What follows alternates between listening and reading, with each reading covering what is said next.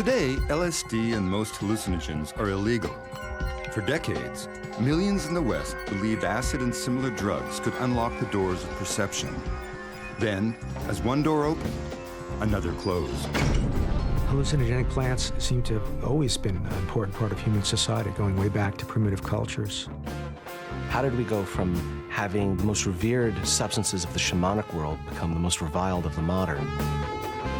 This is a story of the discovery of peyote, magic mushrooms, and beyond. One man's little-known quest to classify the plants of the gods. Before hallucinogens were well known, real-life Indiana Jones, Richard Evans Schultes, searched the Americas for these mind-altering substances. He revolutionized science and spawned another revolution he never imagined.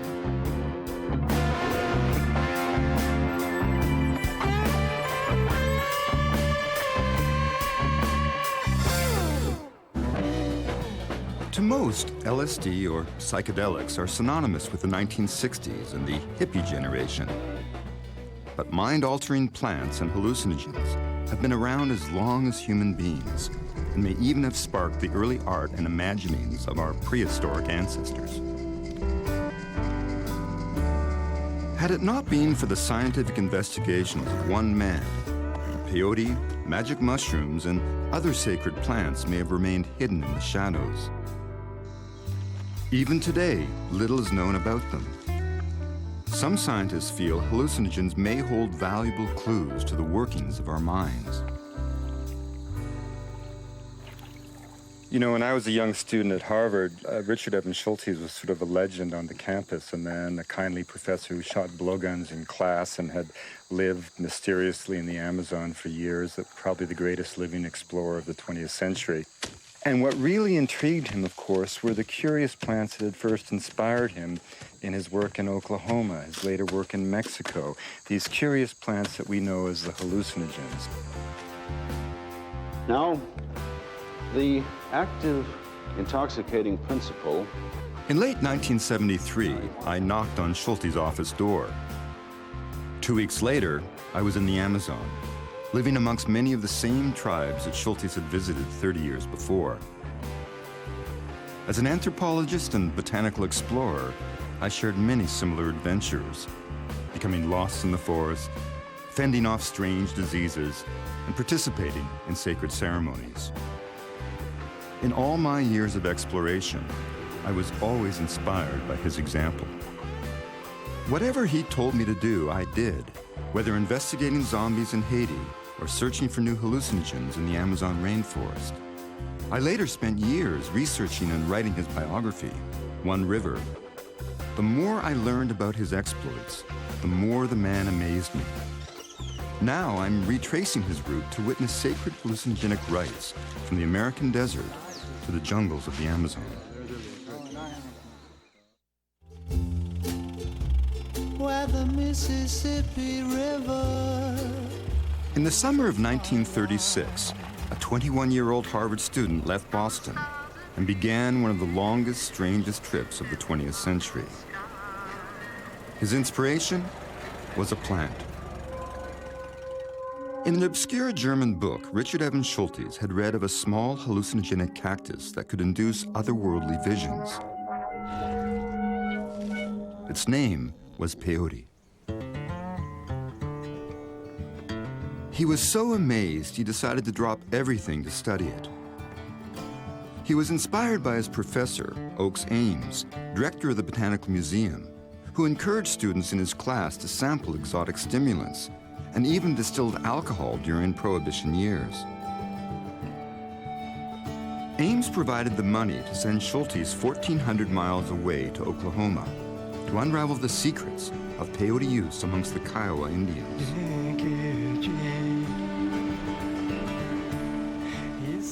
Peyote grows in the American Southwest and northern Mexico. For 3,000 years, the ancient peoples of Mexico used the cactus as a direct line to God. Then the newly arrived Spaniards banned it in 1521. In the late 1800s, German scientists extracted the active ingredient, the hallucinogen mescaline. Yet even by Schultes' day, few knew of the religious use of peyote amongst Native Americans. In the late 1800s, early 1900s, there were a few non-Indians who were experimenting with it. Americans, some literary people, people like Weir Mitchell, William James, a philosopher. They were experimenting with peyote and describing the experiences in very interesting ways. Where the Mississippi River... Schulte's trip to the Kiowa was a logical choice. The tribe had been visited once before by his new traveling companion, graduate student and anthropologist, Weston LeBar. This was to be an extraordinary adventure. They had a beat-up 1928 Studebaker. The trip to Oklahoma lasted days on roads so bad it sometimes took 12 hours to go 100 miles. And there was no guarantee what they'd find at the end of their journey. And the federal government battled a nation of lawbreakers. The law of the land said it was illegal to drink. As Schulte set out, a 14-year war against alcohol had just ended in surrender. Prohibition was repealed. But a nation that had demonized rum wasn't ready to legalize a mind-altering cactus. Well, hallucinogenic drugs are different from other classes of drugs. For starters, hallucinogens are not addictive substances. It's not something you could take every day. It just doesn't work that way ordinarily. I mean, I can't imagine anyone who would want to. It is such a powerful experience. It takes time to integrate it. It's not the kind of thing you're going to want to do every day. That's the huge difference between LSD, for instance, and heroin. Heroin, you can put everything off forever using heroin. You know, all it really matters is the heroin is being comfortable. Human beings are born with an innate drive to experience other states of consciousness. Native peoples use psychedelic plants, natural hallucinogens, for very positive purposes. They use them for healing, for contacting spiritual reality, and they do this by using these plants ritually and purposefully. Like Schulte's, my journey begins at home in the United States. I'm traveling to Navajo country to experience a ritual seldom seen by outsiders. You know, in the 1930s, most of the world had never even heard of hallucinogenic plants outside of a small little circle of scholars. And that made it all the more incredible that this young kid from Harvard, who had never been west of Boston, decided in the summer of 1936 to travel out to Oklahoma and live amongst the Kiowa and study the ways of the peyote cult. And it's something that, I've always wanted to witness. I've always wanted to know it. And it's difficult. I mean, you just can't get access to it. And only the Native American Church is allowed to legally use peyote in sacred context. But fortunately, the Navajos still have this practice, and they've invited me to join the sacred circle within the teepee and witness a remarkable ritual that is the essence of the peyote way.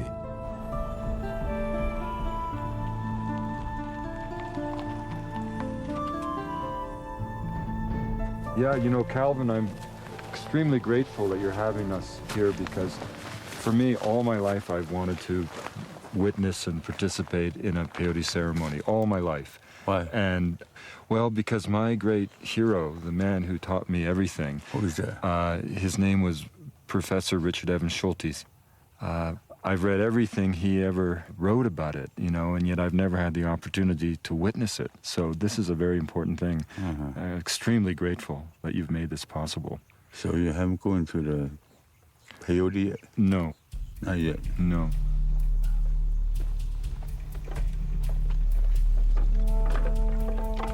Wood, lots of it, is needed to keep two fires going, one for the peyote ceremony later in the evening, the other for the sweat lodge.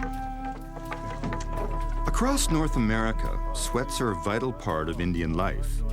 Rocks are heated in a fire, and later, water will create the steam. The ritual is said to purify the individual, both physically and spiritually. And in the case of the peyote way, it prepares you for the intensity of the sacred ceremony. We learn something in the sweat lodge too. We don't just go in there. We talk about, we teach our young generation. Calvin Sosi is a revered elder of the Peyote Church. He's called a roadman because he guides believers down a road of righteousness, away from such vices as alcohol. The cactus is the vehicle. Richard Schultes learned about peyote from a legendary roadman, Bello Kozat, who was born at a time when buffalo still covered the plains. When we go into the sweat, it's like going into Mother Earth. You're going into the mother's womb. Things that hurt a person, it's all inside of us, so we go in there to clean that out of us. And then when we go into ceremony, we're clean. We can still pray, and then that's when the medicine works. It's a little bit like entering an oven, and once you're inside, it's pitch black. But then the songs begin, preparing you for the long night of peyote rituals ahead.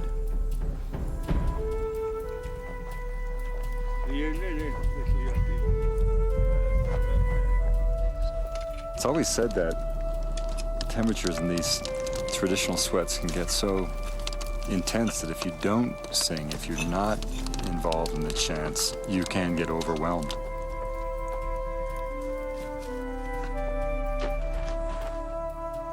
Sweat lodge ceremonies are sacred, and Calvin doesn't want any cameras inside.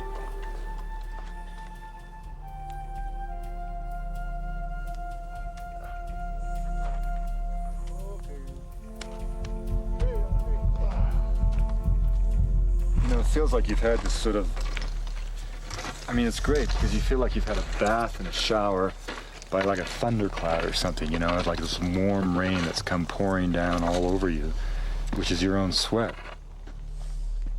Yeah, it's funny, the juniper that came from my garden. In 1936, Schultes experienced these rituals too, but it took time. When he first arrived, the Kiowa were cautious.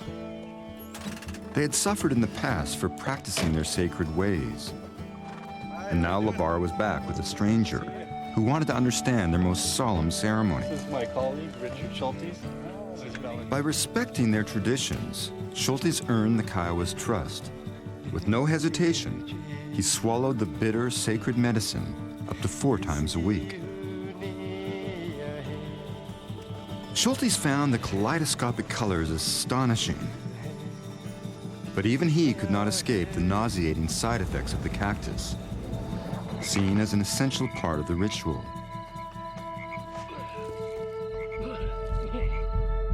By taking the cactus, Schultes established a precedent he would follow for the rest of his career. He refused to be the clinical scientist, outside looking in. He immersed himself in native culture to learn secrets denied to outsiders. I think from the moment that I saw him, I was fascinated by him. He had an amazing fund of knowledge. He was just an interesting person, somebody I wanted to know. I think underneath, my sense is that he was quite a wild person. I'm tempted to even say a proto-hippie who back in that era, there was really no social support for that kind of thing. Schultes' research came at just the right time. There were still a few elders left of the very generation that had first created the Peyote way. Tomorrow, I'm going to have a chance to do something I've wanted to do ever since meeting Schultes: participate in a traditional peyote ceremony. For him, that summer in Oklahoma was just the beginning of a life of exploration. He would discover sacred plants and hallucinogens so powerful, it would change a generation. Plant explorer Richard Evans Schultes was a real-life Indiana Jones whose discovery of hallucinogenic plants laid the foundation for the psychedelic 60s. His adventure began in Oklahoma in 1936, working with the Kiowa Indians to unravel the mysteries of the Peyote way. For years, I studied with Schultes. Now, I'm retracing his journey, starting here at a rarely witnessed peyote ceremony, just being prepared. Peyote ceremonies are a blend of Native American and Christian beliefs. A half-moon altar is prepared, and later, glowing coals in the shape of a mythical thunderbird. So this is a crescent altar, which once it's formed in its shape, becomes a symbol of the Peyote Road, which is a path of righteousness you must walk. And then the fire will be here, dead center, and eventually the ashes, you can almost see how the ashes will be formed into the shape of the thunderbird.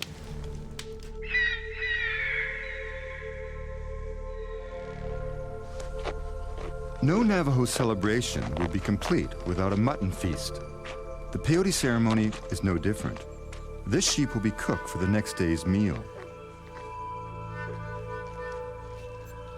There's just something so wonderfully ordinary about life with all people, all times. It's just like the peyote cult. I mean, it's not, it's just so much backdrop of people's lives here. It's what you do to be well. Here, peyote is sacred. It's never taken just to get high. In fact, tribal members trying to kick a drug habit will actually turn to peyote. This is our traditional thing to do. But if they want to help out there and they take their drugs and if they want to get out of it, so they would come into the peyote meeting and they'll get a cure for it, They want to stop using drugs or alcohol, they can come in a meeting. So in a way, you don't even think of this as a drug. This is a medicine that's used to treat. It's just helping you out, clearing your mind out. I've spent 7 years studying amongst Navajo Native Americans and other Native Americans their use of peyote, and I just completed a neuroscience study of close to 200 people in the final published study. The results show that these people are healthy. The ritual is protected federally by an act of Congress, the American Indian Religious Freedom Act, passed in 1994. Yet not all state laws conform with the federal mandate, creating confusion. So Native American church members are sometimes arrested when transporting their legal sacrament across state lines. In the 16th century, the Spanish banned peyote use, even killing Aztec priests. Yet it continued to flourish amongst the Indians of Mexico. Not until the late 1800s did the ritual start to spread to the tribes of the United States. The man who started it all was a Comanche chief of mixed blood named Quanah Parker. In 1884, badly wounded in battle, Parker received peyote to heal his wound. Then, while in a trance, Parker said Christ appeared to him and gave him a message to spread the peyote faith. It was Parker who created the half-moon altar with peyote at the center as a new kind of sacrament.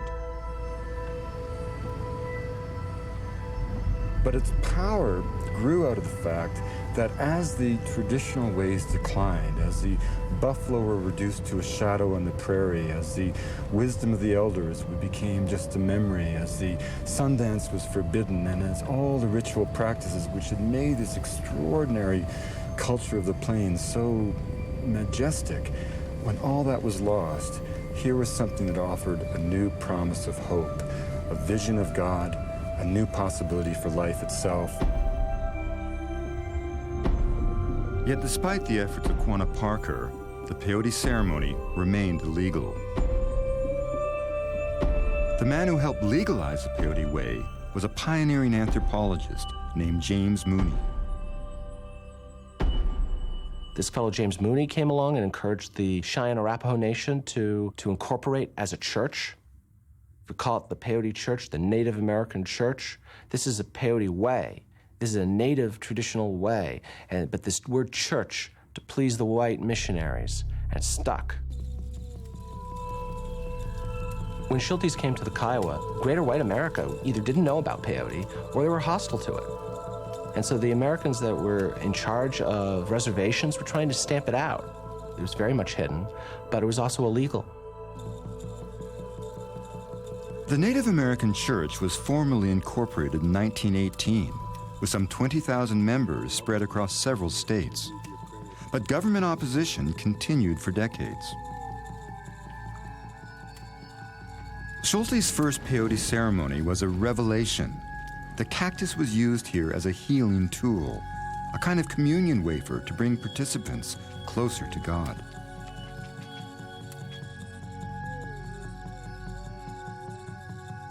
The peyote ceremony begins as it did in Schultes' day, with the words of a tribal member who is suffering.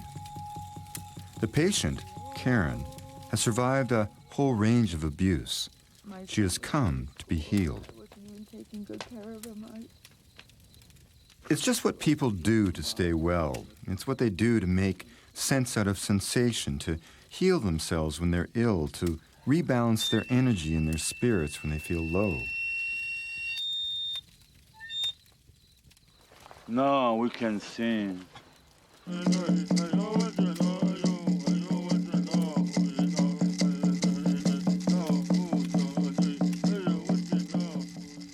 The crown of the peyote cactus is cut off and dried. The plant is extremely bitter. Some users manage to chew it. Calvin has ground it up and also prepared a tea to make it easier to take. Then we'll go ahead and eat some medicine. Like us that we can't force nobody.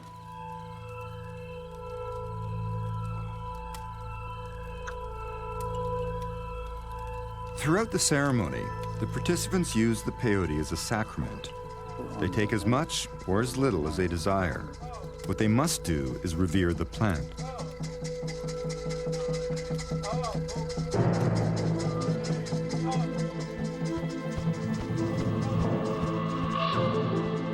At times, the people will take small, symbolic amounts, so little that the plant has no physical effect. But when deemed necessary for healing, the roadman and the participants will consume enough to induce a powerful psychoactive experience.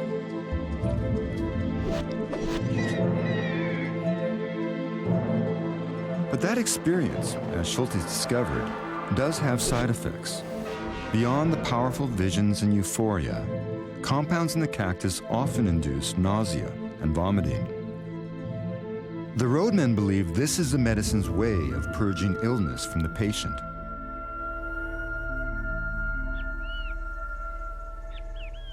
As dawn breaks, the peyote starts to wear off. Calvin closes the ceremony as roadmen did in Schultes' time, with the sacred eagle fan, a final brushing off of sorrow and pain.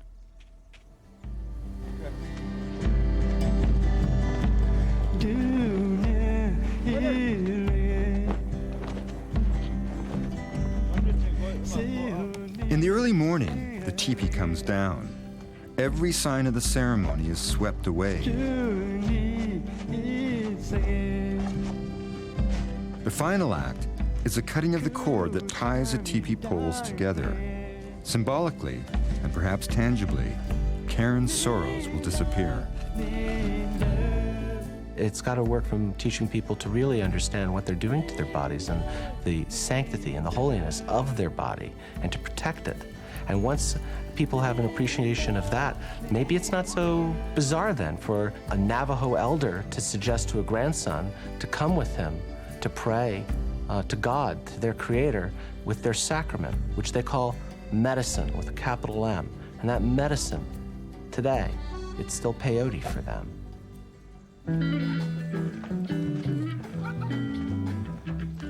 You know, that summer in Oklahoma really changed Schultes' life. He went back east, and not long after, he went down to Washington, D.C., the nation's capital, and he testified at Congress in favor of the rights of Native American people to use peyote in traditional context. And while he was there, he was doing some research at the Smithsonian, and he came upon a letter that provided a clue that would allow him in time to solve one of the really great mysteries in the whole history of botany.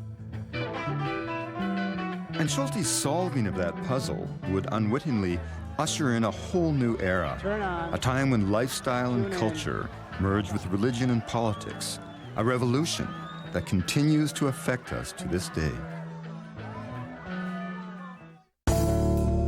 While in Washington, D.C. in 1937, botanist Richard Evans Schultes came across an astonishing letter in the collections of the Smithsonian Institution. In the letter, a Mexican doctor, Blas Pablo Rico, made a passing reference to a long-lost hallucinogen, Tehuacatl, flesh of the gods, used by Aztec priests to commune with their creator. Pinned to a peyote specimen, Reiko's letter stated that Tehuantocotl was not peyote, as commonly believed, but was a mushroom still used by Indians in the mountains of Oaxaca. Schultes believed Reiko and then convinced his Professor Ames to fund his journey to Mexico to search for the true identity of the Aztec plant.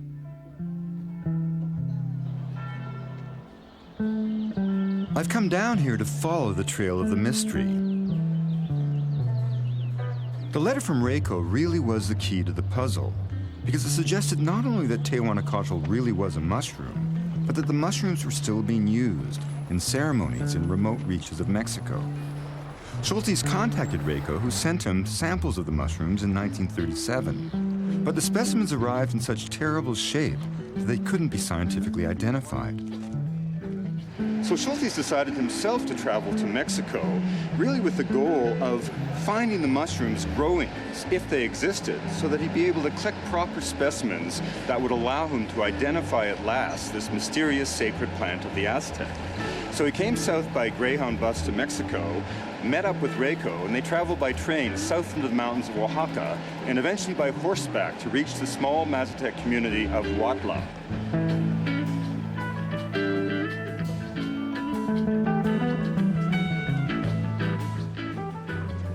We're leaving Oaxaca City by road, traveling 200 miles inland to Huautla, where curanderas, female shaman, still practice their sacred rites, transporting patients into supernatural realms using magic mushrooms, a term that in 1938 had not been invented yet.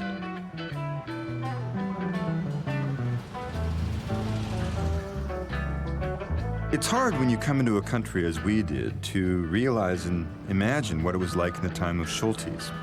He had to take a broken-down railroad south from Mexico City, get off at a random railhead in some small town, hire a mule, and come up 14, 15 hours overland to get to a very small village nestled in the mountains in the mist. What he found was a unique cultural universe, which was the Mazatec world. The Mazatec Indians live throughout the mountains of Oaxaca. Huautla de Jimenez is one of their larger towns.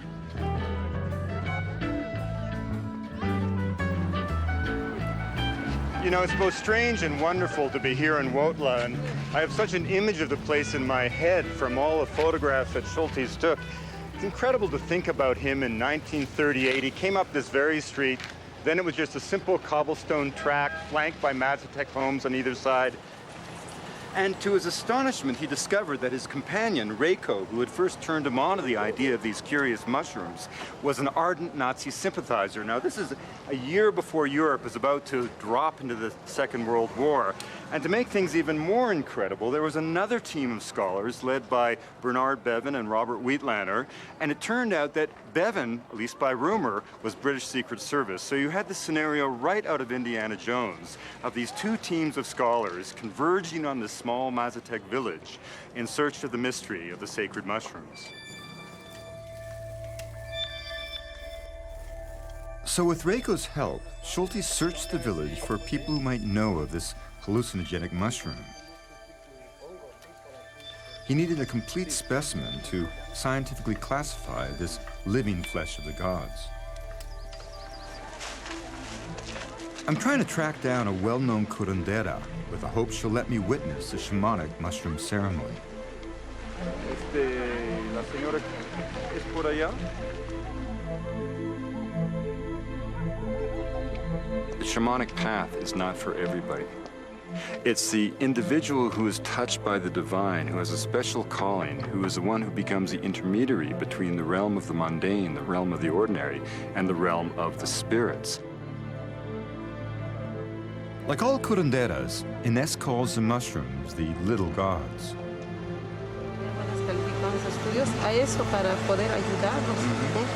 Ines said that when I asked her what was the significance of the mushrooms, she said that, you know, we call them the little gods for a reason, that they in fact are, in a sense, little gods of the Mazatec.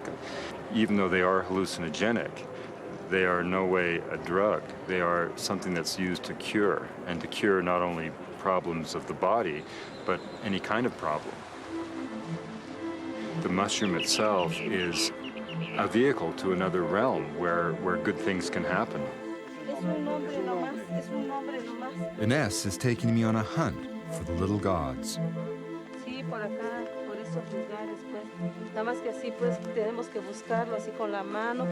The Mazatec idea of the mushrooms is a total fusion of pre-Columbian ideas and Catholic ideas. The belief isn't that the mushrooms simply grow from the ground. They only grow where the blood of Christ fell onto the ground or where the saliva of Christ fell onto the ground. You know, Schultes used to say that the missionaries complained to him about how difficult it was to explain to the Mazatec what Holy Communion was, because the Mazatec would say, we already do that. We already eat the body of Christ. So when you took the mushrooms, you were engaged and taken into your body, not only the sort of the Mazatec tradition, but also quite literally the body of Christ. In 1938, Schultes and Reiko spent weeks searching for the identity of the Mazatec mushroom. Meanwhile, Robert Wheatlander and the other team of scholars sat in on one of the secret ceremonies and reported a special mushroom being consumed, but an actual specimen eluded both parties. Word was put out to locals, and one day, an Indian showed up with a selection of freshly picked mushrooms. Schultes recognized one of them from Reiko's earlier dried specimens. This was it, Tehuanacatl, the flesh of the gods. Schultes was the first to collect a voucher specimen of this hallucinogen and scientifically identify it. 15 years later, inspired by Schultes' work, an investment banker and vice president of J.P. Morgan would venture down here. What he found would start a revolution.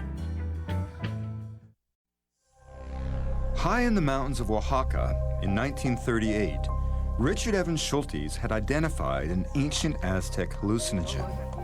Tehuanacatl, the flesh of the gods, turned out indeed to be a mushroom. What's more, it was still being used in secret ceremonies by contemporary Indians. The hallucinogen was traditionally eaten at royal Aztec feasts, sometimes following human sacrifice. Priests also used them to diagnose illness.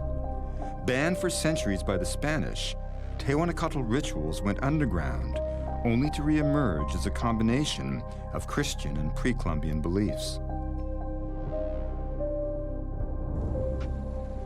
Schultes always said that if you were to know the ways of the shaman, you had to participate in all of their rituals. Tonight, I'll take part in a ceremony seldom experienced by outsiders, a journey inside the mind, guided by Ines, a remarkable healer. Years ago, she witnessed a mushroom ceremony for an Englishman. His name was John Lennon. One of these boys suffers from unexplained pain. His mother has brought him here to be doctored. Both Ines and the boy will take the mushrooms. Like the ancient Aztec, the curandera believes that the mushrooms allow her to diagnose illness.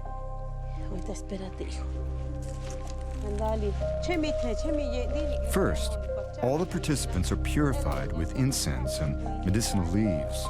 The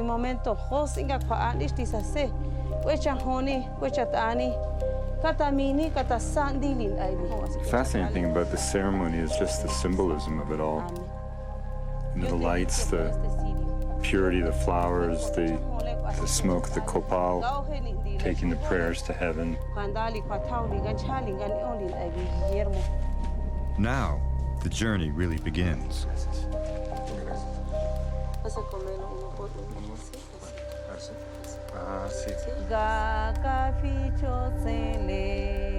Ines sings to help guide participants on their journey. She has learned her art of healing, her art of ritual, not from a book, not even from another person or another curandera, but actually from the mushroom itself. The mushroom is the teacher.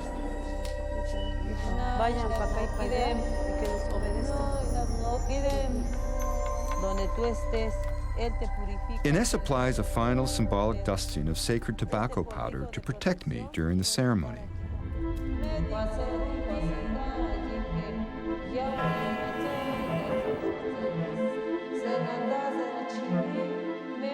For as long as people have taken the mushrooms, they have reported profound sensations.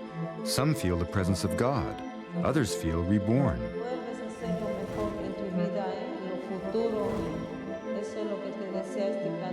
The mushroom's active ingredient is psilocybin, a substance similar to chemicals that control certain brain functions, including how we perceive the world. The compound is similar enough that when humans take the mushroom, its chemicals co-opt our own. The result? An altered state of perception. Walter Pankey at MIT did this famous Good Friday experiment with psilocybin, showing that in this kind of research setting that there was the potential to cause mystical experience. And there was very recently a study from Johns Hopkins that interestingly made front page news around the world about psilocybin having the potential to induce mystical experiences. It's the morning after the ceremony. Throughout Huautla, curanderas have been taking dozens of seekers on similar journeys through the night. It's always a remarkable experience and a fantastic opportunity to be able to go through a ritual ceremony as I did last night. Schultes, of course, when he came here, was able to identify the mushroom, but he did not have the opportunity to actually take the mushroom in sacred context, in part because Reiko advised him that it was simply too secret, too sacred, impossible to penetrate. In 1938, while Schultes looked for the mushrooms, Swiss scientist Albert Hofmann conducted tests on another curious substance, an unusual fungus that grew on rye grain. Ergot had been known since the Middle Ages, when it was used by midwives to control bleeding in childbirth. Bread contaminated by ergot was responsible for outbreaks of mass hallucinations, hysteria, and sometimes death. Working with a potent extract of ergot, Hofmann synthesized a compound he called lysergic acid diethylamide, LSD. Then he forgot about it, until 5 years later. He was working as a research scientist for Sandoz Pharmaceutical Company. In 1943, he looked through his notebook, found this compound, thought it might be interesting, took it, had some of it, and while working with it, started to feel strange. A very strange experience which reminded me to some experience I had in childhood. The feeling of oneness, to be one with nature, the feeling to see now the true aspects of nature. And he reasoned that he must have absorbed some of it through his skin. So the next day, he took deliberately what he thought would be a minuscule dose. A truly minuscule dose is between 100 and 500 micrograms, about 1/10 the mass of a grain of sand. But this very small dose, the first dose of my experiments I planned, was very, very strong. It turned out to be a huge dose because at that time, nobody knew that a drug could work in microgram amounts. And he realized quickly that he was having a very strong reaction, so he rode his bicycle home, and he's given us quite an account of that bicycle trip. Last Friday, April 16th, 1943, I was forced to interrupt my work in the laboratory in the middle of the afternoon and proceed home. Being affected by a remarkable restlessness combined with a slight dizziness, I perceived an uninterrupted stream of fantastic pictures, extraordinary shapes with intense kaleidoscopic play of colors.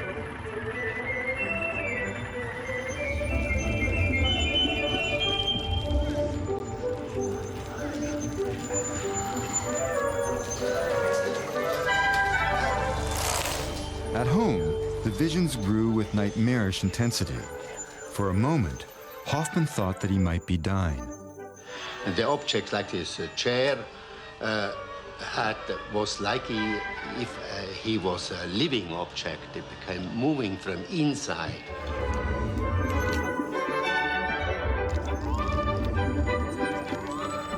Dann ganz langsam ging der Horrortrip in eine wunderbare Trip-Periode. Plötzlich hatte ich das Gefühl, es kommt ein neues Leben in mich hinein. And he had the first recorded LSD experience. I think he found that quite engaging rather than scary. And shortly afterwards, he introduced the LSD experience to the president and the chairman of the board at Sandoz. One of them had a very positive experience, one a very negative. And I think that's LSD in a nutshell, that it has both of those faces. For a number of years, the man who had the positive experience was in charge of Sandoz policy, and during that time, the company sent samples of LSD to researchers around the world. And that really was the way that the psychedelic experience got introduced to our modern world. Through serendipity and the clever manipulation of the ergot molecules, Hoffman had stumbled on the most potent synthetic hallucinogen. He went down in history as the father of LSD. But back in Mexico in the 1930s, Schulte's work wasn't quite finished. In 1939, he convinced Oakes Ames to fund him once more to pursue the other great Aztec mystery, the sacred hallucinogen Ololoiki, the serpent vine. It had been described in the early Spanish texts, yet there was disagreement in academic circles as to its true identity. Mexican botanists had suggested that it could be a morning glory. Others had disagreed. But Schultes was able to indeed confirm that there were in fact two different species of morning glories, very closely related to your common garden variety, that were used as sacred hallucinogenic plants by the peoples of Mexico. About 12 years later, Gordon Wasson was able to collect seeds of Ololoiki and send them to Dr. Albert Hoffman in his lab in Switzerland, and Hoffman was able to find out what the chemicals were that were responsible for the power of the plant. What Hoffman found was really extraordinary because it turned out that the key chemical constituents of the serpent vine were indole alkaloids nearly identical to LSD. Which meant, in effect, that 4 years before Hoffman synthesized LSD in the laboratory, Schultes had found its counterpart in nature, in the seeds of a humble morning glory, long worshipped as a god incarnate by the ancient peoples of Mexico. Beginning in 1939, Schultes published several papers about his magical discoveries in Oaxaca. Few read them. More than a decade later, English writer and mythologist Robert Graves saw Schultes' article in the sacred mushrooms in an anthropological journal. Graves sent the article to a friend and mushroom scholar, New York banker Gordon Wasson. Inspired by Schultes, Wasson journeyed to Huautla to seek a curandera named Maria Sabina with the hope that she would let him into the secret ceremony. After 3 expeditions, he finally gained her trust and became the first Westerner to ingest the flesh of the gods in a Mazatec ceremony. Wasson's photographer, Alan Richardson, documented the ritual. Unknown to Wasson, his field trips were being monitored by the CIA. When Wasson returned to Oaxaca, the agency planted a spy, posing as a scientist on the expedition, to bring back the mushrooms for testing. The CIA thought that here was a drug that had anxiety built into it, that you give it to a person and make them so anxious they'd freak out, and then they'd be vulnerable to manipulation by a spy, by the U.S. spy. By then, scientists and spies weren't the only ones in on the secret. It was really not until Wasson published the Life magazine article in 1957 that it really blew open, because he made the connection with shamanism, with the archaic world. And he grounded it in something other than the paranoid fantasies of the CIA. Wasson's Life magazine article was a watershed. An editor attached the snappy title, Seeking the Magic Mushrooms, and opened a new door of perception for a whole generation. By age 26, Schultes had made enough discoveries for a lifetime. But he was just getting started. His longest odyssey lay just ahead in the Amazon. And little did he know, the seeds of the psychedelic revolution had now been sown.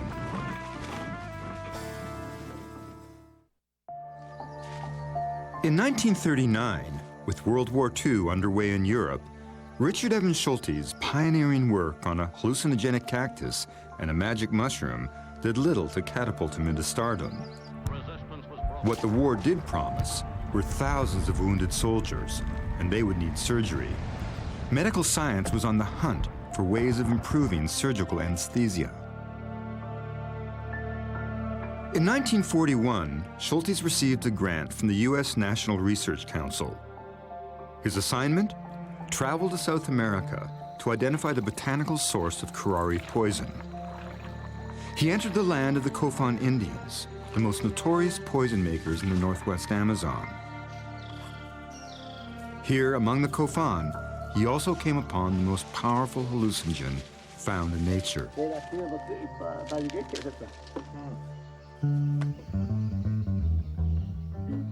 I've come thousands of miles south to the Ecuadorian Amazon to continue my journey retracing my professor's explorations as he pursued the secrets of the Amazonian vision vine.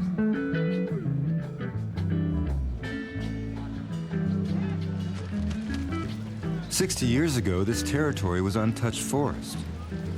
Today, I've got to pass through this seedy Ecuadorian border town, perched on the dangerous Colombian frontier, to reach the descendants of the Kofan Indians that Schultes met. I first came here in the mid-70s, and it's changed a lot. Well, the amazing thing is that this entire place has grown up since oil was discovered. And even in 1974, it was one single mud strip, a couple of hotels, a couple of whorehouses, and you know, it happened to sit on top of the biggest pool of oil ever discovered in Ecuador, probably in South America. And the Kofan just had the misfortune to be the owners of that land under which oil was found.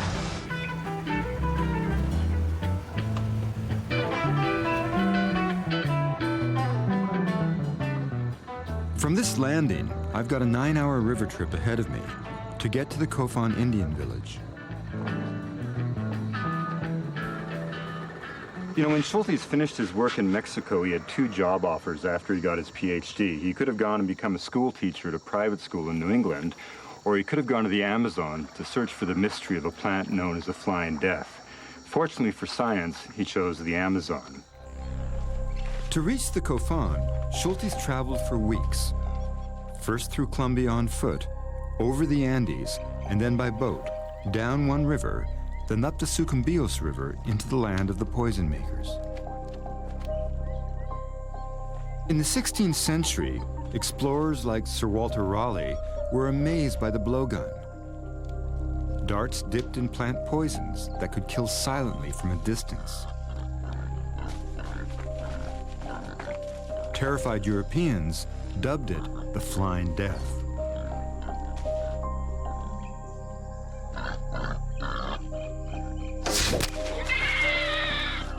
Raleigh described its horrifying consequences.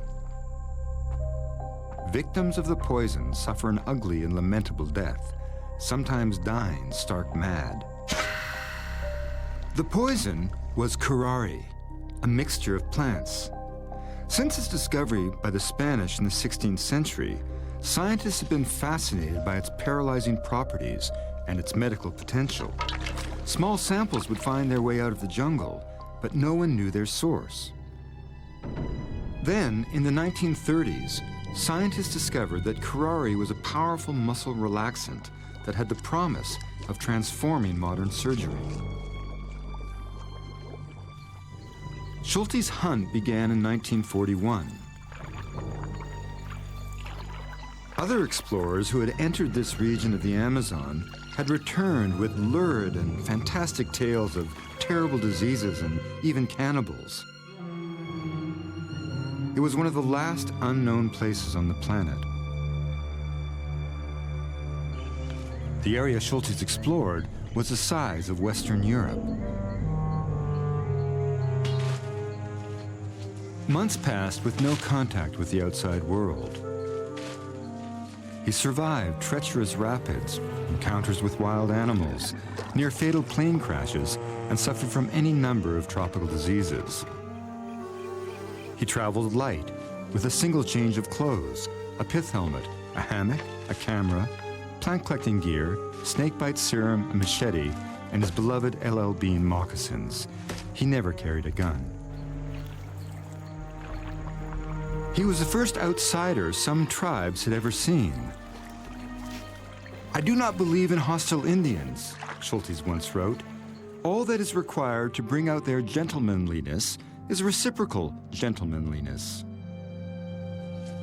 Schultes is the big figure of the 20th century, an inspiration to, outside of ethnobotany, to anthropologists. You know, he went and took the Indians seriously in the 1940s and 50s and listened to them and swallowed their plants when they said he should and learned from them. And in a world of racism and prejudice where everybody thought Indians were a bunch of losers and Stone Age obstacles to progress, he realized that they were a path to knowledge.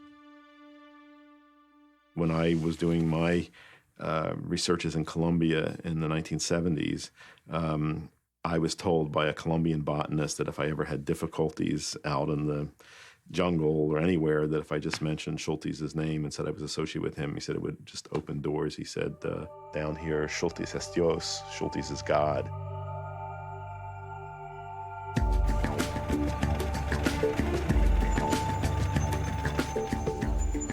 "9 hours downriver from the end of the road, we're approaching the Kofan village, the same tribe Schultes visited in 1941. I'm dropping in on an old friend, Randy Borman. Randy's parents were missionaries, and he was raised from birth in the forest and grew up as a Kofan, speaking the language and learning the ways of the elders."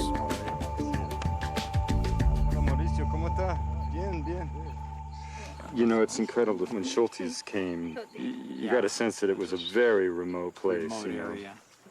Incredible. Randy and I are tracking down some of the same magical plants that Schultes sought. Those discoveries would lead him to a new kind of hallucinogen, the most powerful found in nature. In 1942, ethnobotanist Richard Evans Schultes, working for the U.S. National Research Council, came to the Amazon to seek the botanical sources of curare.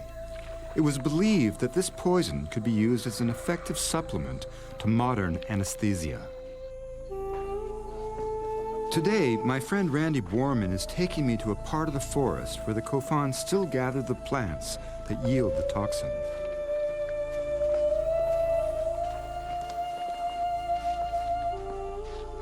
The actual compounds are created by the plants in order to protect themselves from predation in this kind of orgy of life that is the Amazon rainforest.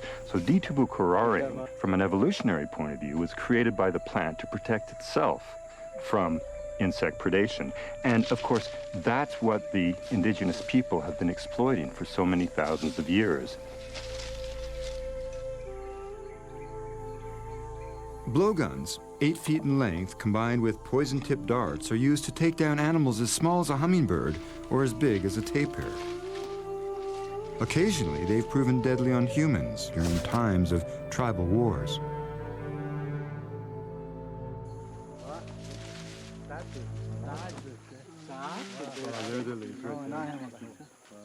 This is condodendron, which is the main ingredient of the arrow poison. I mean, this is condodendron tomentosum, ¿no es cierto? And this is the classic flying death. This is the arrow poison, the foundation of all the major arrow poisons in the northwest Amazon. Getting liana takes work. These vines grow more than 40 feet from the forest floor.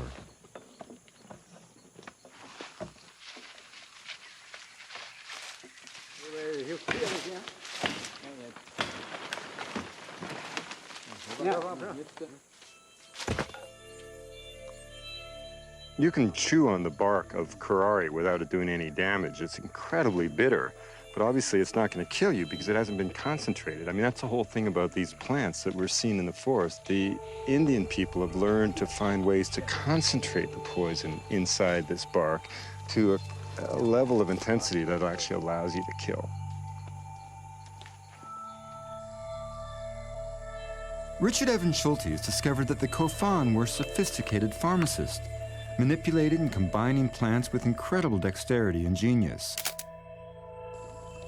His discoveries of more than a dozen curare ingredients added to the knowledge of the toxin, soon to be a standard addition to modern surgical anesthesia. All of these different admixtures that are put into it are what made the Kofan poison especially potent. Now, there's at least 15 different separate species that form part of the Kofan curare, the Kofan blowgun poison. And the Kofan blowgun poison was then known throughout the whole region as the superior concoction. From the point of view of the Kofan, you go out into this extraordinary forest, you find all these different toxic plants, and you learn to combine them in ways that create powerful effects. It's just such an extraordinary level of genius. It's just unparalleled. Curare was just the beginning. The Kofan used plants to stun fish, heal the sick, and above all, alter perception. Their sacred hallucinogen, ayahuasca, or yahe, was a potion so sophisticated in its preparation that it would astonish the scientific world. First reported in 1851 by Schultes' great hero, the legendary plant explorer Richard Spruce, the exact ingredients and the ritual remained a mystery. Schultes learned that for the Kofan, yahe has always been a path to discovery. In the sense that the Western world uses, they're not hallucinogens or stimulants or any of these other things. For instance, for a Kofan, it's no surprise whatsoever when they look through a microscope and all of a sudden find a complete new world down there on the microscope slide. Because they knew it all the time. They knew that there were all these dimensions, all sorts of things that you can't see around you. The microscope is seen very much in the same way as yahe is seen. It's a means to be able to get to where you can see what's going on down there. What Schultes found was extraordinary. A hallucinogen that seemed to tap into the very synapses of the brain, made possible by the Kofan's uncanny knowledge of plant chemistry.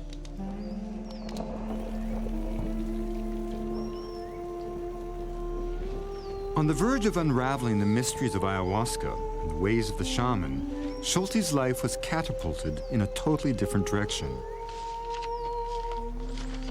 In 1942, war raged in the Pacific, and the Japanese swept across Southeast Asia, taking control of 95% of the world's domestic rubber supply. The Allies desperately needed alternative sources, and the best place to go was the Amazon, where the rubber tree was native. Richard Evans Schultes was called back to Washington, D.C. At a meeting at the Department of Agriculture in November of 1942, he learned that supplies of natural rubber, essential for jeeps, tanks, ships, and planes, were dangerously low. There were no synthetic sources, and the war demanded that America alone produce 1 million metric tons of rubber every year. President Roosevelt ordered U.S. scientists to begin scouring the Americas for supplies of any and all latex-bearing plants. Schultes' new Amazon assignment? Help save the country by finding new sources of latex and blight-free, fast-growing rubber trees. His work on ayahuasca, the sacred hallucinogen, would have to wait. Randy and the Kofan are leading me to a place in the forest where ayahuasca can be found.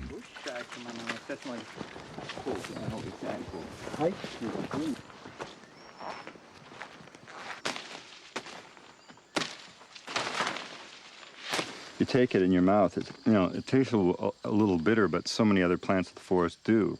And so what were the clues? What allowed them to know, however many hundreds or even thousands of years ago, that you could take this woody vine of the forest, combine it with this shrub, which is just, again, doesn't look like anything out of the ordinary.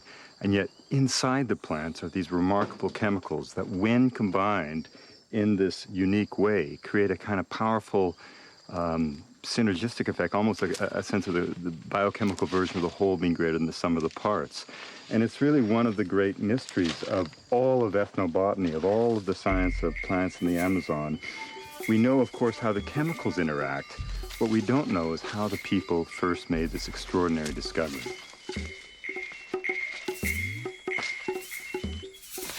Schultes collected thousands of plants from the Amazon. Like ayahuasca, many were used by shamans to cure illness. Shamanism is natural product chemistry. Shamans are not priests. They're scientists or natural philosophers in the original sense of the term. And they were always looking for the active principles of plants and trying to get concentrated activity. I do think that there are many things that shamans do that could be very useful for doctors in our society to do. I think shamans are really masters of the psychological realm and the whole area of what I'd call the art of medicine, of like knowing how to take a patient's projection of belief onto you and reflect it back in a way that increases the possibility of healing. So this is the other admixture, or the other plant that's added to the preparation. Remembering always that ayahuasca is not a plant, it's a combination of plants. This is known scientifically as Psychotria viridis. It's in the coffee family. You can tell by the opposite leaves, and if you look at the little fruit, it looks a little bit like a coffee bean. And yet again, you look in the forest, would this stand out as any other plant? Not particularly. What happens if you eat it, A little bitter, but no more so than this one. And nothing that you would say that, if you just took this, that you would somehow know that this had some real magic within it. I could eat as many of these leaves as I could get off this branch, and nothing would happen to me. Because the chemical that's found within this is denatured by an enzyme found naturally in the human stomach. But combine the leaves with this vine, and you neutralize the stomach enzyme. It's this combination that produces the astonishing hallucinogenic effects. Chemicals found in ayahuasca resemble those used in modern antidepressants such as Prozac. And they've been tested in clinical trials to treat Parkinson's disease. They may have other properties still not fully understood by science. But it was tales of the wild visions that brought beat writer William Burroughs, who had studied anthropology at Harvard, down to Colombia in 1953 in search of ayahuasca. When he went to his first jungle town, he got rolled, robbed, beaten up, and jailed. The writer, most famous for counterculture books like The Naked Lunch, decided he'd better look up Richard Evans Schultes in Bogota to help him find a safer route to the sacred hallucinogen. When Burroughs finally took ayahuasca, he was terrified.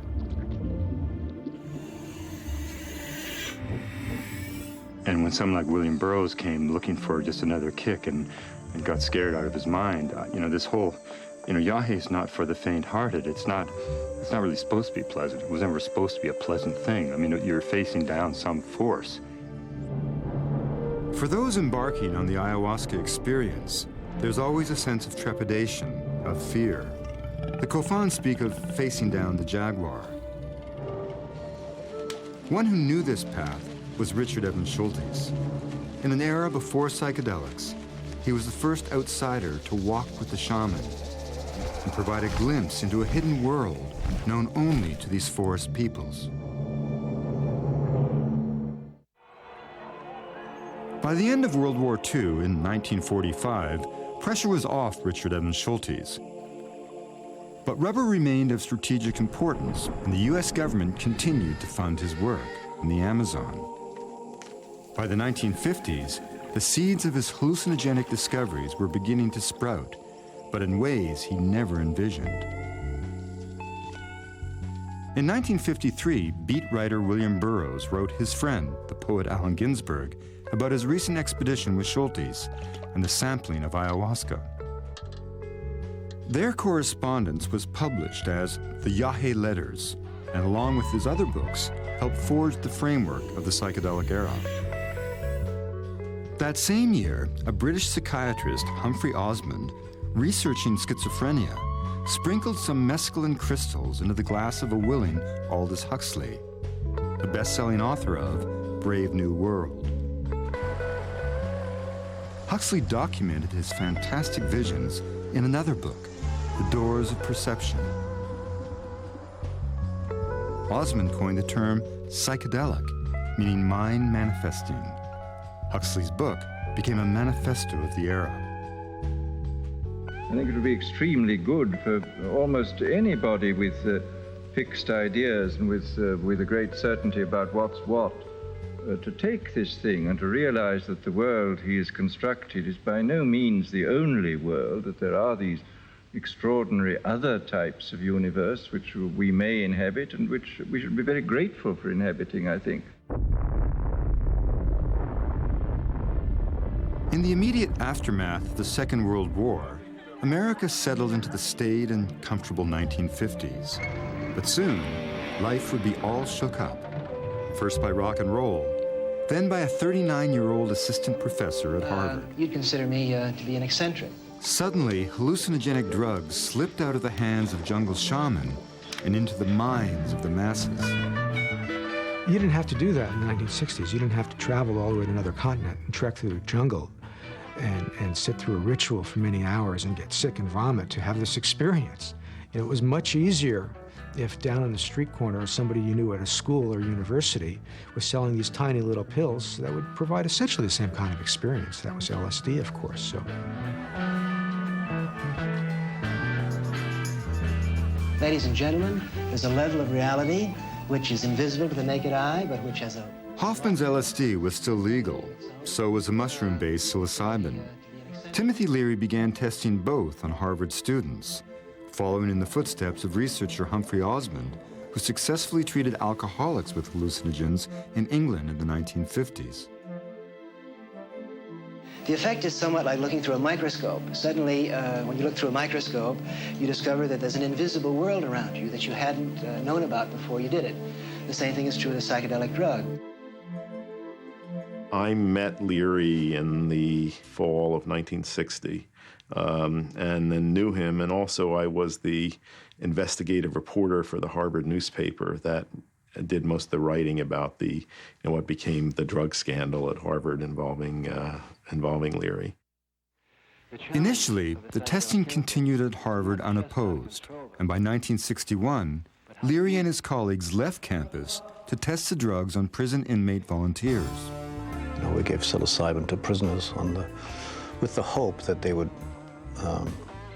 get some self-understanding and be able to lower the recidivism rate.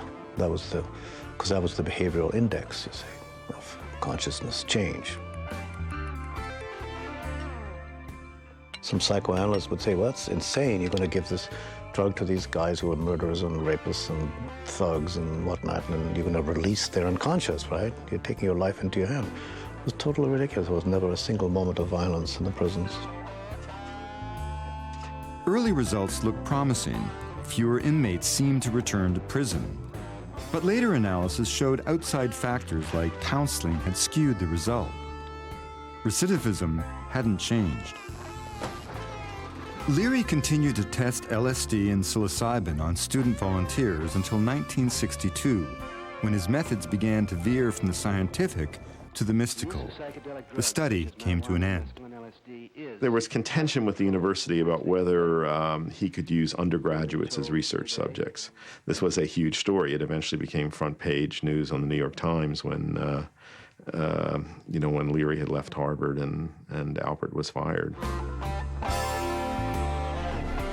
The explosion around that, I think, was really what sent the psychedelic culture into the mainstream in the U.S. And many people, in North America probably, many people had never heard of these drugs. Leary set up a center for studying LSD and other hallucinogens at Millbrook Mansion, a New York estate donated by the heirs of the Mellon fortune. Any religious group just beginning. Tim Leary had a trust in democracy. And he thought that if you popularize these drugs, if you broadcast the message, that there were going to be many people who were going to get it. There were going to be a lot of people who didn't get it, who were going to lose their way. He knew that. It was a big social experiment. LSD didn't reach the street overnight.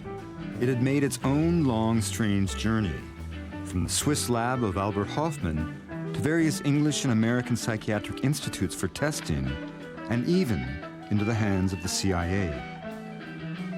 So you had the CIA on the one hand, very, very interested in not just LSD, but a bunch of different hallucinogenic drugs. You had the Beats at the same time experimenting. You had psychiatrists and therapists looking at it, ways to understand mental illness better. All these different elements ended up mixing together and setting the stage for the 1960s. A far cry from the sacred ways unveiled by Richard Evans Schultes in the Amazon. In the 1960s, Schultes disapproved of the wholesale release of hallucinogens to the public, knowing that most often they would not have a shaman to guide them through the visionary world, with potentially negative results. The shaman blesses the ayahuasca potion to be consumed by the Kofan in the sacred enclosure. You know, it's amazing to think that these two plants that we found in the forest 8 hours ago have been cooked all day, prepared all day, and will, in the end, launch the Kofan on a kind of journey to this extraordinary realm. You know, one of Schultes' greatest friends was the Colombian anthropologist Geraldo Raicodomatov, and he said that to drink yahe was to return to the cosmic uterus and be reborn.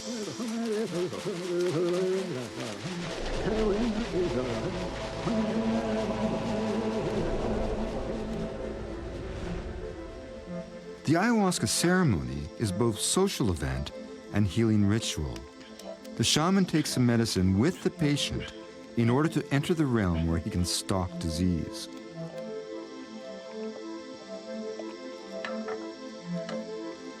Ayahuasca is as complex as the human mind. The novice participant, guided by the shaman, travels through a hidden world of sometimes frightening visions. For the apprentice, the potion is used as a tool to move through stages of shamanic power, such as conquering and taking on the spirit of animals. Randy Borman understands this process.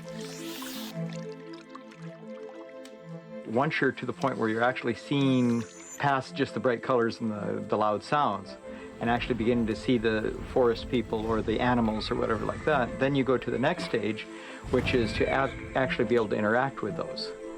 With shamanistic help, you go into the room that has all the jaguar skins in it. If you're able to get to the point where you can actually reach out and grab that with your spirit persona and clothe yourself in that, then you're on your way to becoming a jaguar shaman and actually being able to control the jaguar and actually shape change into the jaguar.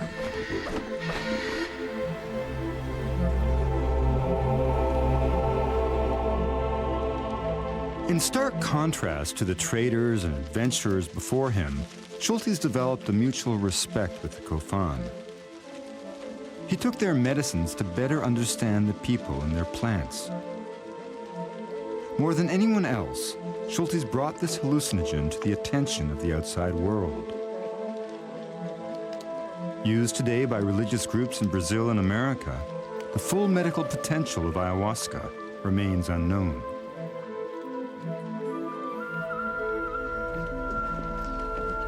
Schultes' search for new species of plants took him deeper and deeper into the rainforest. In his first dozen years in the Amazon, Schultes narrowly survived a host of accidents, injuries, and jungle diseases.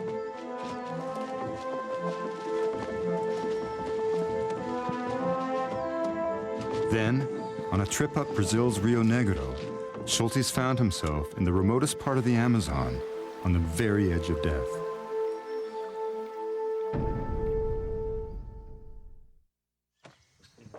Throughout the 1950s, Richard Evans Schultes continued his work on developing hardy, blight-resistant strains of rubber trees for the U.S. Department of Agriculture. But he never stopped looking for new species of plants, including hallucinogens. Meanwhile, in the United States, by the mid-1960s, Albert Hofmann's LSD genie was well out of its bottle, creating a hallucinogenic revolution that Schultes never endorsed. Back in the mid-60s, when LSD first came to the fore, people were taking it quietly, individually, for the purposes of introspection. And that is simply not what we were up to. We were taking it in groups, and it was basically a sort of a party situation, but there was, I don't want to say a serious component to it, but there was a forward thrust to it. We were looking to basically to find new levels of communal experience. Soon, psychedelia was everywhere. Millions of Americans took LSD. And as it grew worldwide, it impacted everything from fashion to the composition of music. Among those who helped LSD go mainstream, the CIA. It's kind of an interesting phenomenon because every drug that became popular on the street as an illegal substance, a black market substance, in the 1960s and then thereafter, had been previously tested, scrutinized, in some cases even developed by the Central Intelligence Agency and the U.S. military. I'm talking about marijuana, mescaline, LSD, nitrous oxide, cocaine, heroin, magic mushrooms, the whole gamut of so-called recreational drugs. So it's kind of ironic that here you had in the 1950s, the CIA and the Army studying these drugs to develop weapons, and that later on, those same drugs were being embraced not as weapons, but just the opposite, as a form of recreation, or maybe it's a form of insight. At the Menlo Park Veterans Hospital near San Francisco, the CIA financed a study named MK Ultra on the effects of psychoactive drugs. Among the guinea pigs was a promising young writer, Ken Kesey. Out of his experience came a 1962 bestseller, One Flew Over the Cuckoo's Nest. Kesey became a celebrity. While LSD was still legal, he formed the Merry Pranksters, a freewheeling group of beats and hippies who held parties where guests could experiment with the drug. Entertaining the guests was a band of young musicians called the Warlocks, soon to become better known as the Grateful Dead. We started taking LSD every Saturday night with the Kesey crew and having these big parties that were called the acid tests. And the idea was just to see where it was going to take us. And we started discovering stuff, you know, I guess psychic links or splices, we used to call them. I think in more classical terms, I think it was active Gestalt linkage, basic telepathy. And what we discovered is that this stuff is happening all the time. It's just that it gets a little faster and more furious when you remove the barriers that you erect as a child. With the advent of acid, we discovered a new way to think. And it had to do with piecing together new thoughts in your mind that produced people like Bob Dylan and John Lennon and William S. Burroughs, that were using new images together in a way that jarred the mind and produced images that were latent in our consciousness, but were not being brought about by reading Vanity Fair or Woman's Home Companion.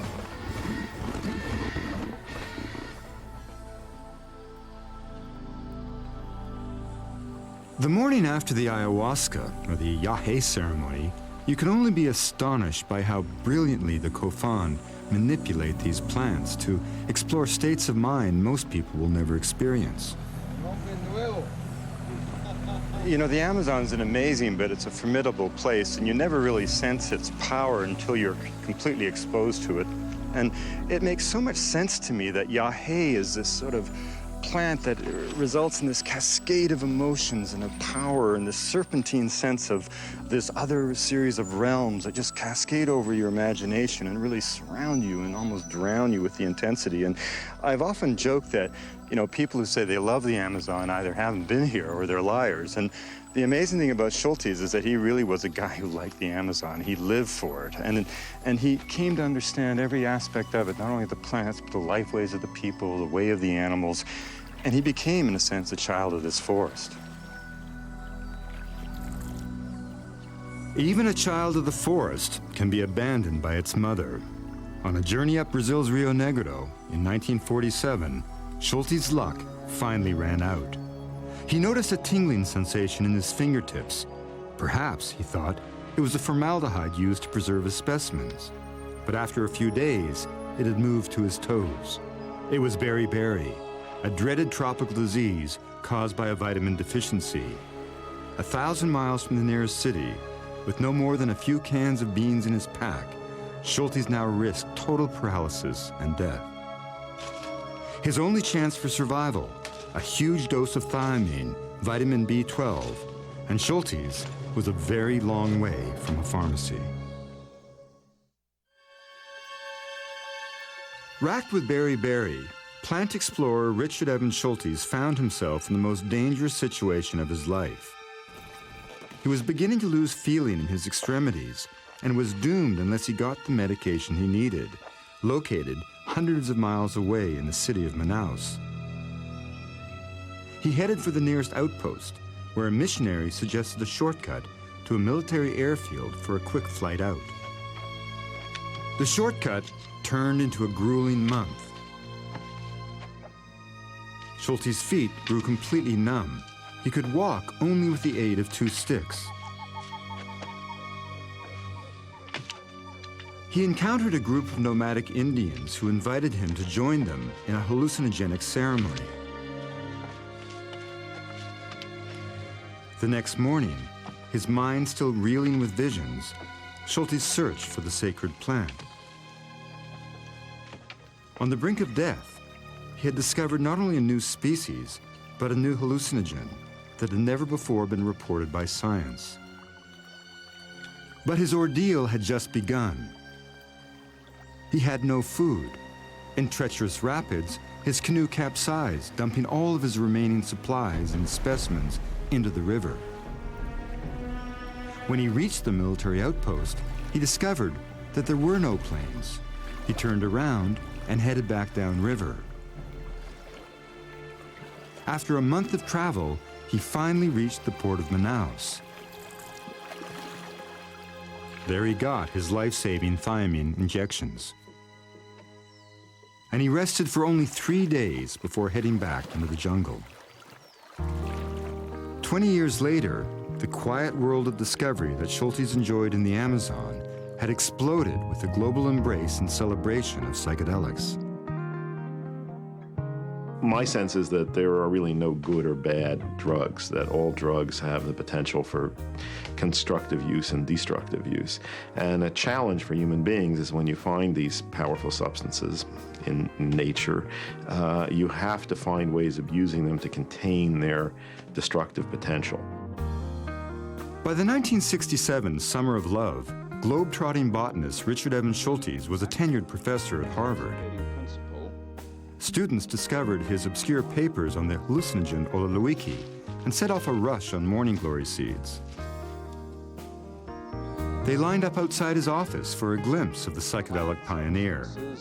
Marijuana is the most variable. The psychedelic era was the unwanted child of Schultes. You know, he never thought of himself as an advocate of recreational drug use. In fact, he was always publicly against it.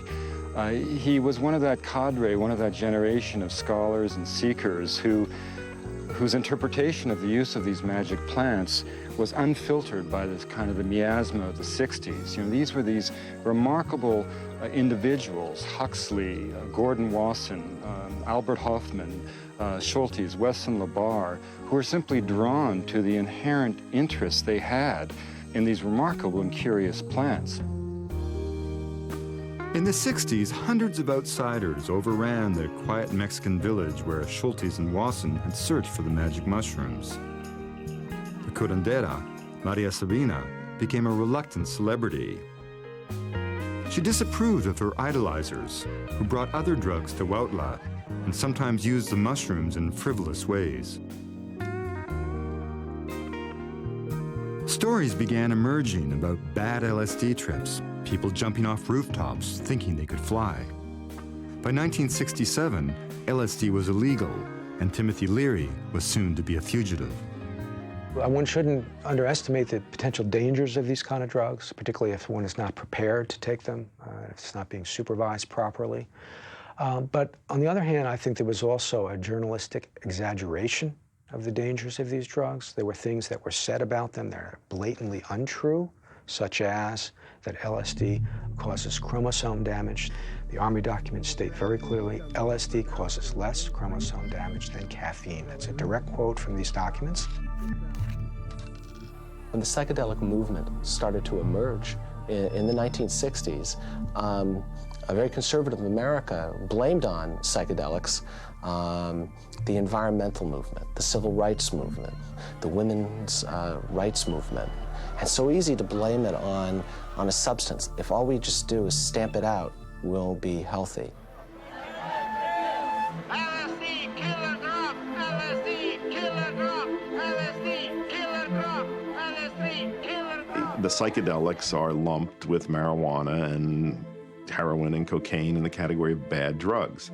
And then there are the drugs we promote, alcohol and tobacco and various forms of caffeine and medically used uppers and downers. And, you know, we don't even see often that they're drugs. And the irony is that that category often has much more dangerous physical effects, much higher potential for addiction. You know, with psychedelic work, At leading American universities, researchers are reconsidering hallucinogens to treat mental disorders, alcoholism, and to aid the dying. I do think that these plants and the chemicals in them have a potential to show people possibilities that are more optimistic and freeing than, you know, we see in our ordinary reality. And, you know, maybe it's no coincidence they appeared at this phase in human evolution when civilization seems to be in such crisis and heading so rapidly toward destruction. In 2006, the discoverer of LSD celebrated his 100th birthday.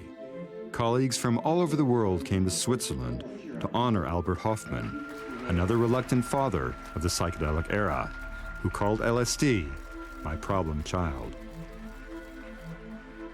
Schultes never understood the hippie era. When William Burroughs described his Yahe trip as earth-shattering, Schultes replied, "That's funny, Bill. All I saw were colors." Schultes passed away in 2001 at the age of 86. Today, he is celebrated as the greatest Amazonian plant explorer of the 20th century. He described the medicinal use of 2,000 plants previously unknown to science. 120 species bear his name, including a plant for treating ulcers, and another for curing conjunctivitis. A cockroach is named for Schultes. So is a mountain, and 2.2 million acres of protected rainforest. Before the world knew the word rainforest, Schultes warned it was vanishing, and worse. The Indian people and their knowledge, he wrote, are disappearing even faster than the plants themselves. A Brazilian botanist estimates that less than 1% of the Amazon's plants have been studied for their medical potential. You know, I don't know if the world will ever see the likes of Richard Evans Schultes again. A man of such dedication, able to spend and wanting to spend years in the forest. But I do know that the example of his work, the inspiration of his spirit, will live on to fire the imagination of countless hundreds of scholars and seekers who will never forget his legacy.